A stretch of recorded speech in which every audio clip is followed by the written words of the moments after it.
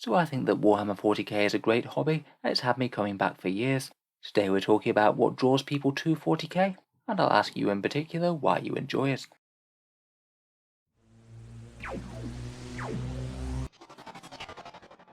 Hello and Merry Christmas from Auspex Tactics if you happen to be watching this on the day that it comes out. Today I thought we'd focus on some of the positive things in the hobby, discuss why so many people are playing Warhammer 40k at the moment, say what's kept me coming back to the hobby for so many years, and if there's anything in particular that really keeps you playing the hobby, then please let us all know down in the comments. It'd be good to get a bit of positivity going to round out 2020.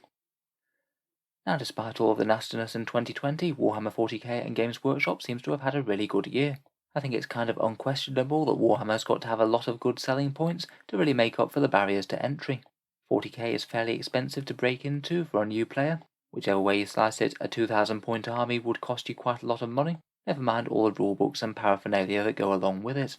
On top of that, you have the time and effort to learn and keep up with the rules, the time and effort invested to paint an army, and even when you are getting to the point where you're playing games, people are often very critical of the game balance that Games Workshop gives us. On top of that, many factions receive far more support than others, and it seems that no matter what Games Workshop does, it will receive at least some ire from the fans.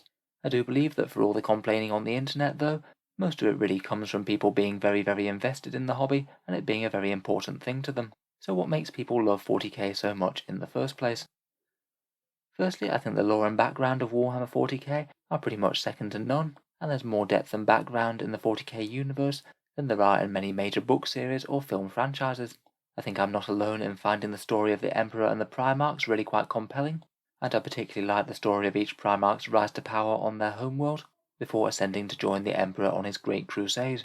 All this and the cataclysmic events of the Horus Heresy are an amazing backdrop, then fast forwarding to the grim reality of current day 40k, where the Imperium's fighting for its very survival and beset on all sides by alien horrors, forcing them to take drastic action at every turn merely to stay alive. I think the 40k galaxy really does give itself to a sense of scope and scale that quite a lot of other fantasy universes just don't have. You can have entire planets and star systems neglected for centuries or millennia, and 1,000 dark corners where cataclysmic battles might be raging far from the light of the Emperor. It feels like there's loads of room to create your own army's backdrop, imagining everything from their fighting style to the world that they come from, and their common foes. I also really quite like the way that each race has its own different perspective in 40k, and it's often examined from the various different codexes that come out. In particular, I've always been really inspired by the Orc background, the seething energy of a gathering war ready to unleash itself upon the galaxy, and merrily charging into the fray with cobbled together contraptions, seeing warfare as the end goal and not just the means to an end. All this awesome background means that when you're painting miniatures or playing them in-game, you aren't just playing with generic sci-fi super soldiers, these are space marines with all the connotations that brings, and I think that the hobby would just be so much less without the wealth of background in the codexes and literature.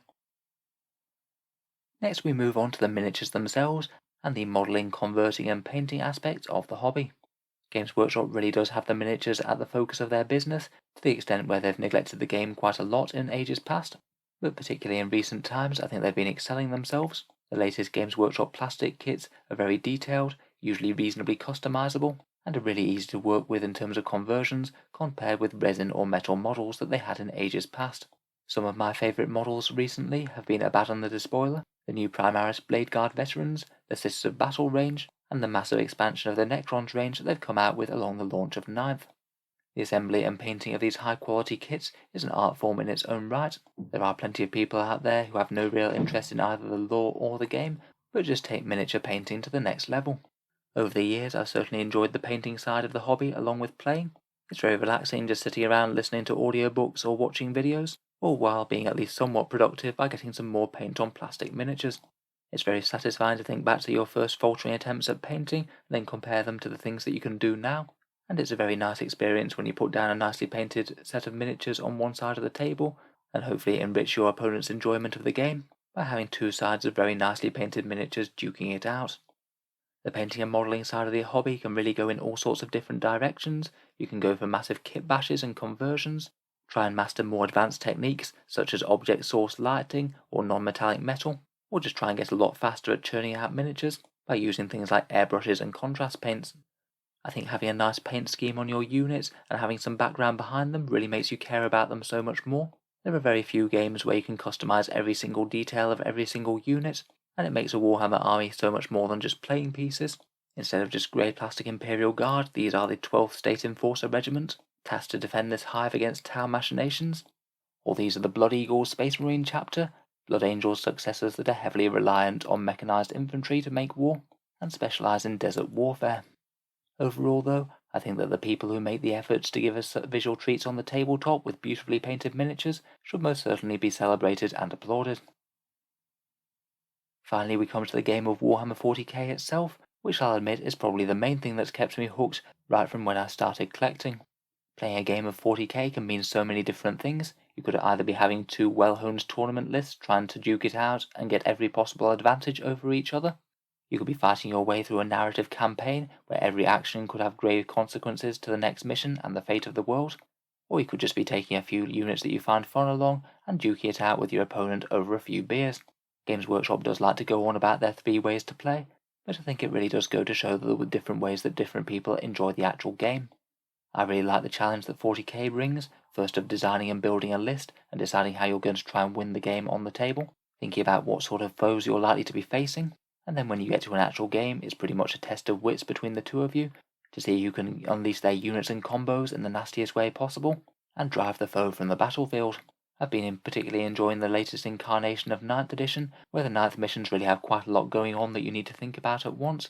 You need to be trying to score primary objectives, destroy the enemy army, and also scoring secondaries too. Lots of competing priorities that can make every move of every unit potentially important to overall winning the game.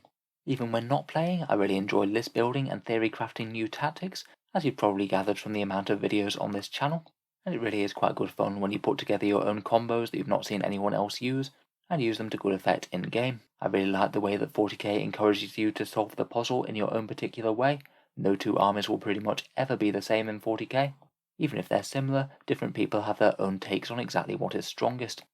Sometimes Games Workshop is quite criticised for regular balance changes, FAQs, and slowly rolling out codexes, but to be honest I do quite like the way that their regular updates keep the game fresh, so you're always having to think about the next new incoming thing and how that's going to change what you're doing. If everything stayed the same for too long, then at least from a competitive point of view I think things would get a bit stale, with people having already worked out the best units and combos.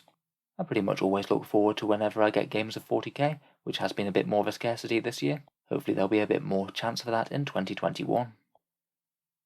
Finally, I think that Warhammer 40k is a really good way to meet new people, and pretty much wherever I've played I've found people to be welcoming and friendly. People at a local game store will typically be happy to show you the ropes if you are new, and seeing as Warhammer 40k games tend to be 2 or 3 hours of one-on-one with another person, they are really quite a good way to casually get to know someone, where there's a bit of an emphasis on playing the game, so you've always got stuff to be talking about if conversation ever runs dry. It's honestly a really decent way to make new friends, all while purging some Xenos, heretics, or followers of the Corpse Emperor, depending on your particular allegiance. So for me, out of lore, painting and gaming, I tend to be more of a gamer, though I don't think that the experience will be anywhere near the same without the rich lore and the awesome miniature painting part of the hobby. I'd be really interested to hear what got you interested in 40k, or what keeps you coming back for more, whether it's something that I've talked about on the video, or something that I haven't thought of. In any case, a very Merry Christmas from Auspex Tactics, wherever you might be in the world. This channel's just got an amazing community, and I'd like to thank each and every one of you for continuing to allow me to make model soldier videos as something that I do on a more full-time basis. You guys are just absolutely amazing. There'll certainly be plenty more videos coming out for the rest of 2020 and into 21. So until then, a massive thank you for listening, and I'll hope to see you guys next time.